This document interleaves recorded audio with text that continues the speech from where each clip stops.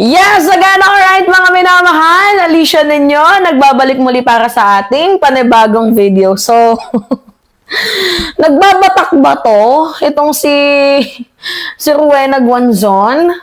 Diba? Over ka naman, Naid. To the point na nakukuha mo na yung narrative ng mga DDS. Yung ang hilig mong manakot. Diba? Nasasanay ka na sa paggawa ng fake news.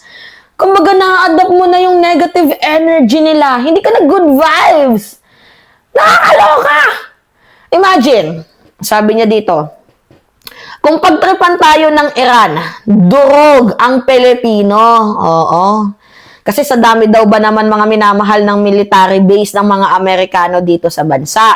So, yung kanyang sisi dito is yung EDCA. Oo, mga minamahal, sinisisi niya yung EDCA sites na yan. Unang-una, sabihin ko sa inyo kung meron man geopolitical tension, yung Amerika, yung Iran, Israel, hindi na po kasalanan ng presidente yan dahil unang-una, wala siyang kakayahan na pigilan kung ano man yung nasa sentido komon or yung nasa utak ng mga presidenteng yan. Hindi naman ata powerful person itong ating presidente. Besides, Iran, dyan nga po sa Middle East, mga minamahal, papunta dito sa Pilipinas, humigit kumulang 7,000 kilometers ang pagitan. If I am not mistaken, 7,200. Diba? So, paano makakarating dito yung mga missiles na yan? Fake news ka talaga, Guanzon, no? And besides, we are not member of NATO. Hindi tayo direct combat partner ng United States sa Iran conflict. Diba? So, wala tayong troops doon. So, paano tayo magiging primarily target kung meron mang tension doon? Dahil, unang-una, wala naman tayong troops na ipinadala dyan sa may mga nangyayaring escalation dyan sa Middle East. Between Israel, US, at Iran. Anong alam natin dyan? Yes, meron tayo ditong EDCA. Ano ba yung EDCA? Enhanced Defense Cooperation Agreement. Uulitin ko, this is not US based.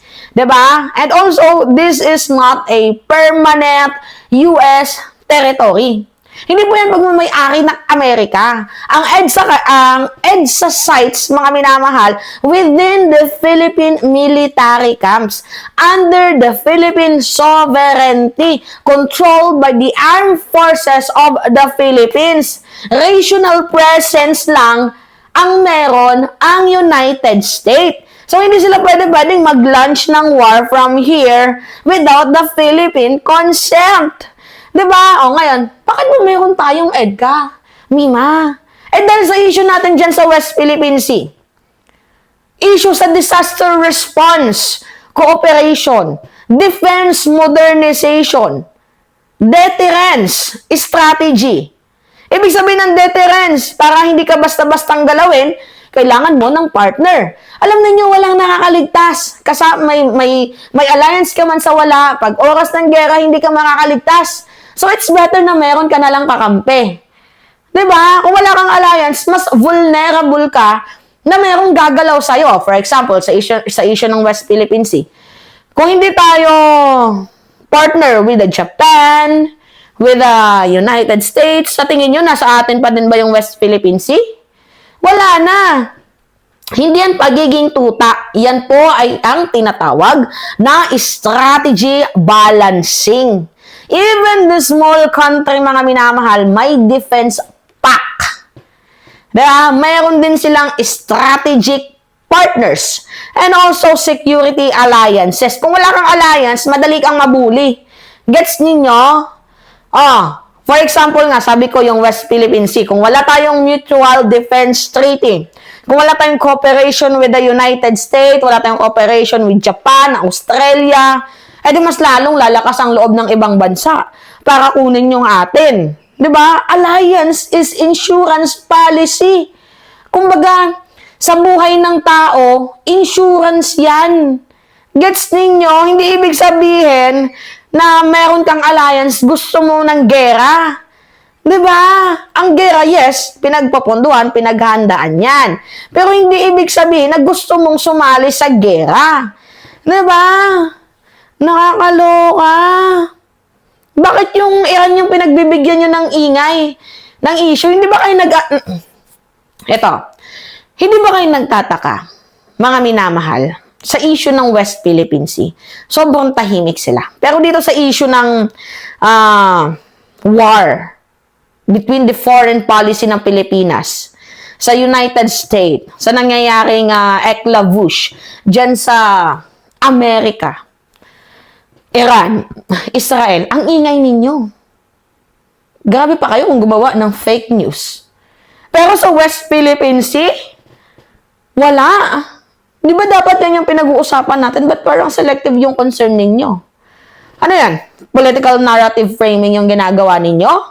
Ang framing kasi nila, when we say EDCA, danger. Di ba? Pag may alliance, target tayo. Instead na kung ipasok nila sa sentido common nila, di ba, na kapag wala tayong alliance, mas mahina tayo. Ano yung gusto ninyo? Dumikit tayo sa China, tapos yung West Philippine Sea, bigay na lang natin? Nakakaloka. Kapag sinabi mong madudurog ang Pilipinas, kapag napagtripan ng Iran, ano yung epekto niyan? Siyempre, nagkikreate ka ng chaos. Nagkikreate ka ng takot. Distrust sa gobyerno, distrust sa foreign policy. Responsible ba yan? Yung mga ganyang salita? Ha? Yung mga public official na mga katulad ninyo, you should explain kung ano yung nangyayari. What's going on? Diba? Hindi yung you are creating chaos, political noise. Diba? Huwag ganun. You need to educate us, Filipinos. Diba? Hindi dapat ikaw, you're not supposed the one na magkikreate ng takot, 'di ba? Ng pangamba sa mga Pilipino. Ikaw dapat yung nagbibigay sa amin ng education, ng clarification, ng explanation. Hindi ka magse-sensationalize. Gets mo? Dapat ikaw yung nag-educate sa amin. Baka, sige tayo na lang. Let me educate you, Rowena Guanzon. Hindi porket may alliance tayo, gusto na natin ng gera. Kagaya din sa issue ng West Philippine Sea, hindi porket gusto natin na ipaglaban ng West Philippine Sea, gusto na natin ng gera. Nagigets mo yung punto? Hindi porket may alliance tayo, gusto na natin ng war. All we wanted, mga minamahal, is to have an alliance na magpoprotekta sa atin. Diba? Pero doesn't mean na gusto na natin ng gera. It doesn't mean na gusto na natin ng gera. Diba? Foreign policy is delicate. Hindi ito pang Facebook drama. Diba? Kung meron mang escalation dyan sa ibang planeta, kasalanan na nila yun. Alam niyo kung bakit? Mga minamahal, ba't nila kasalanan yun? Ginusto nila yan eh. Yan yung nasa isip nila, gera eh. Wala tayong magagawa, hindi naman po yan kayang kontrolin ng ating presidente. Ang dapat gawin ng ating Pangulo, i-monitor ang ating mga OFW. Yun. I-monitor ang ating mga OFW sa mga pangyayari. At dapat naka-alerto ang Department of Foreign Affairs. Yun lang. Diba? Mga minamahal. Kung sakaling pauwiin yung mga trabahante natin dyan sa Middle East. Alright. Sakit ng ulo ko sa inyo It's me again, Alicia ninyo, mga minamahal. Nagbabalik muli para sa ating panibagong video. Maraming salamat at ingat, mga kababayan.